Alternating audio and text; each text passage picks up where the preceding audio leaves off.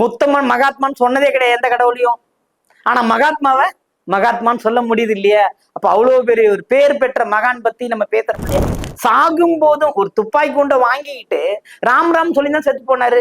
ஆனா அவர் சுட்டவரும் ராம் ராம் சொல்லி தாங்க சுட்டாரு. விதி பாருங்க, பிறப்பின் ரகசியம் இப்படிதான் இருக்கு. ஒரு ரகசியம், ஒரே ராசியில் பிறந்தவர்கள் ஒரே மாதிரி வாழ்வது இல்லை. ஒரே ராசி, ஒரே நட்சத்திரம், ஒரே இது, எப்பேற்பட்டவங்களா இருந்தாலும் மாற்றத்தோட தான் இருக்காரு. ட்வின்ஸா இருந்தாலும் மாறிட்டோம். மன்னர் போய் சாமி கும்பிட்டு வெளியே வந்துட்டாரு. இவங்க பேச காலில் வந்துட்டான். ஐயா, நீயும் சுவாதி, நானும் சுவாதி, உள்ள இருக்கிறவரும் சுவாதி, நான் ஏன் பிச்சை எடுக்கிறேன் இவையா இருந்தா மன்னருக்கு ஒரு குழப்பமாயி போச்சு. ஒரு எந்த மன்னனா இருந்தாலும் டக்குன்னு போய் ஒரு வறுமையான போய் கேட்கும்போது அசந்துருவாங்கன்னு பயந்துருவாங்க. இது கேள்விக்கு பதில் தெரியலன்றதுக்கு ஆயிடும். எண்ணமெல்லாம் சிறகடிக்கும், எண்களெல்லாம் வழி கொடுக்கும், எந்நாளும் ராஜமுகம், எளியோரின் ஏறுமுகம். எந்த நிலை வந்தாலும் வந்த நிலை மாறாத நமது Rajanilai. Rajanilai TV, channel of astrology.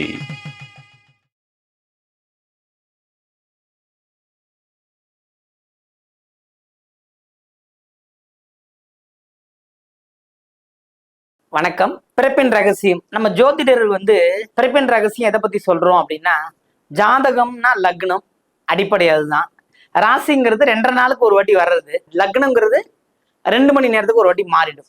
இதே அம்ச லக்னத்துல 13 நிமிஷத்துக்கு ஒரு வாட்டி லக்னம் மாறும். இன்னும் சொல்ல போனா சஷ்டி அம்சம்னு ஒரு விஷயம் இருக்கு. அதுக்குள்ள போனோம்னா ஒரு லக்னம் 2 நிமிஷத்துக்கு ஒரு வாட்டி மாறிடும். அப்பனா ஒரு நாளைக்கு 720 லக்னம் வரும்.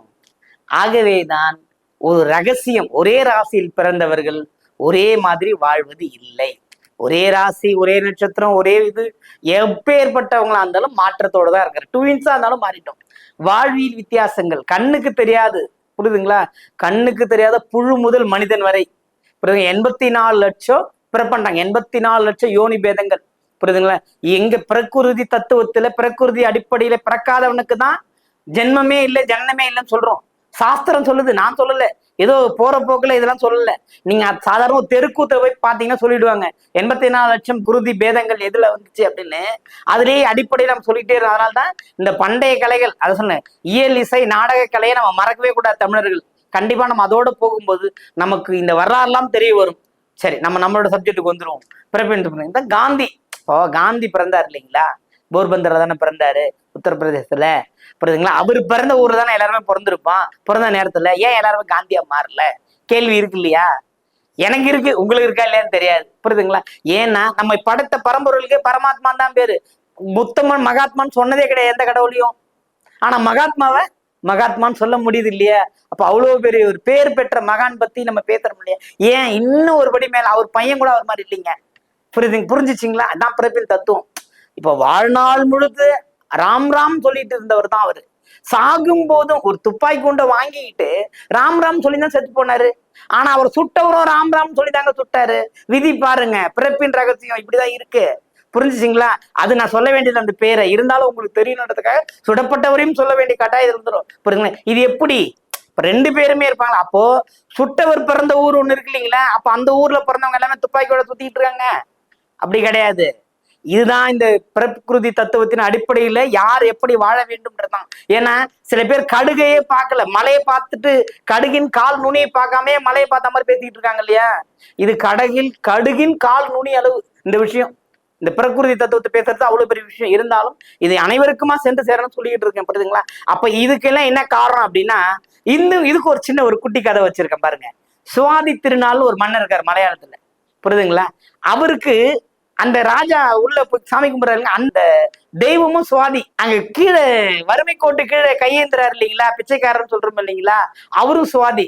மன்னர் போய் சாமி கும்பிட்டு வெளியே வந்துட்டாரு. இவங்க பிச்சைக்காரன் காலில் வந்துட்டான். ஐயா, நீயும் சுவாதி, நானும் சுவாதி, உள்ள இருக்கிறவரும் சுவாதி, நான் ஏன் பிச்சை எடுக்கிறேன் இவையா இருந்தா மன்னருக்கு ஒரே குழப்பமாயி போச்சு. ஒரு எந்த மன்னனா இருந்தாலும் டக்குன்னு போய் ஒரு வறுமையான போய் கேட்கும்போது அசந்துருவாங்கன்னு பயந்துருவாங்க. இது கேள்விக்கு பதில் தெரியலன்றதுக்கு ஆயிடும். அவருக்கு பதில் தெரியாம அரசவை கூட்டிட்டு போய் ஒரு ஜோதிடருக்கு கொடுக்குறாங்க. ஏன்னா ஜோதிடர் தான் இதுக்கு விடை சொல்ல முடியும். ஏன்னா புதாதித்யம், வலிமை. ஏன்னா இப்ப அவனை சர்டிஃபிகேட் பண்ணணும், ஆனா பதிலும் கரெக்டா இருக்கணும். அந்த ஜோதிடர் உடனே என்ன பண்ணாரு, ஒரு நாணயத்தை எடுத்து சுண்டி விட்டார். சுண்டி விட்டு கீழே வந்துருச்சு. அவர் பிச்சைக்காரனுக்கும் புரியல, ராஜாவுக்கும் புரியல. இவர் என்ன சொன்னாரு, இவர் என்ன பைத்தியக்கார மாதிரி எடுத்து ஒரு காயின் மேல போட்டாருன்னு. அப்பதான் ஜோதிடர் சொன்னார், சுண்டும் பொழுது கடவுள், மேலே போகும்போது அரசன், கீழே விழுந்த வண்ணி, 3 பிறவியும் ஒரே தேரத்தில் நடக்கக்கூடியவை. ஆனா வினாடி சிறு சிறு வினாடிகள் வித்தியாசம். இது புரிஞ்சுக்கணும், புரியுதுங்களா? பதில் கேட்ட பிச்சைக்காரன் ரொம்ப சந்தோஷப்பட்டுட்டான். அப்பா இதுதானா, இது ஒரு நீதியா வராதான், நான் மேல வர முடியாதா அப்படின்னா, இதுக்கு எல்லாமே இறைச்சுச்சம்னு ஒண்ணு இருக்கு, புரியுதுங்களா? அந்த இறைச்சுச்சமத்தெல்லாம் வெளிப்படுத்த முடியாது, என்னால இல்ல, யாராலையுமே. சொல்லலாம், நீ இப்படி போங்க, அதை நடங்க, இது பண்ணலான்ட்டு, புரியுதுங்களா? பிறவிகள் மாறும். இந்த 84 லட்சம் யோனி பேதங்கள்ல மாறி வர்றதுதானே மனித பிறவி. மனித பிறவியில நல்லதை நாம எப்பெல்லாம் செய்ய நினைக்கிறோமோ அப்பெல்லாம் நமக்கு நல்லது நடக்கும், புரியுதுங்களா? குறிப்பா ராகு தசையோ ராகு புத்தியோ வரும்போது பிறரை கெடுக்கும் எண்ணம் வந்துருங்க, புரியுதுங்களா? சனி புத்தி வரும்போது பிறரால் ஏமாற்றப்படுவோங்க. ஜாதகத்துல இது ஒரு உச்சங்க, புரியுதுங்க? குருவின் தன்மை, குருவின் பார்வை இருக்கும்போது மற்றவங்களுக்கு நல்லது சொல்லிட்டு போவோன்ற மாதிரி இருக்குங்க. உதாரணம் வள்ளலார், கடை விரித்தேன் கொள்வார் இல்லைனார். ஆனா அவர் போயிட்டார். போனதுக்கு அப்புறம் போய் நின்றுட்டு இருக்கு, பயன் இல்லை. வாழும் காலத்தில் நல்லது செய்து பழகுங்கள். உங்கள் பிறப்பின் ரகசியம் இதுவே. உங்கள் கால நேரத்தை விடுவித்து விடுங்கள். இந்த 720 லக்னத்துல எந்த லக்னத்துல நீங்க பிறந்திருக்கீங்கன்றதான் ஆராய்ச்சி பண்ண தேவை. பிறந்தோம், வந்ததற்கான வழியை தேடிக்கொண்டு மற்றவர்கள் நல்லது செய்து கொண்டு சென்றாலே இந்த பிறப்பின் ரகசியத்தை நீங்கள் அறிந்து கொள்ளலாம். மீண்டும் தொடரும்.